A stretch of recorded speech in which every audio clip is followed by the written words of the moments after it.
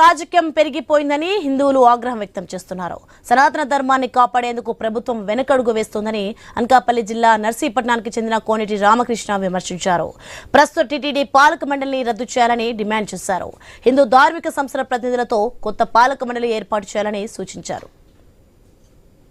తిరుపతి దేవస్థానం ఎంతో మనందరికీ ఆరాధ్య దైవం వెంకటేశ్వర స్వామి. అలాగే అది ఎంతో పవిత్రమైనది కూడా. ఎన్నో ఏళ్ల నుంచి కూడా మన సాంప్రదాయాన్ని సంస్కృతిని కాపాడుకుంటూ వస్తున్నాం. ఈ కూటమి ప్రభుత్వం వచ్చిన తర్వాత స్పెసిఫిక్గా చంద్రబాబు ముఖ్యమంత్రి అయినప్పుడల్లా ఎన్నిసార్లు 3 సార్లు 4 సార్లు ముఖ్యమంత్రి అయితే అన్నిసార్లు కూడా తిరుపతి దేవస్థానాన్ని దృష్టి పట్టించారు ఆయన. ఈరోజు ఒక బీఆర్ నాయుడు అంటే చైర్మన్ బోర్డు ఇవ్వడమే దౌర్భాగ్యం. అలాంటిది అందులో వేసే కమిటీ మెంబర్లు కూడా ఈరోజు దర్శనం అన్న వ్యక్తి కమిటీ మెంబర్గా ఎక్కడి నుంచి మన రాష్ట్రం కూడా కాదు కర్ణాటక నుంచి తీసుకొచ్చి దర్శనం అనే వ్యక్తిని డైరెక్టర్గా చేస్తే ఆయన భార్య పిల్లలు అందరూ కలిసి చర్చిలకు వెళ్ళి ప్రార్థన చేస్తారు.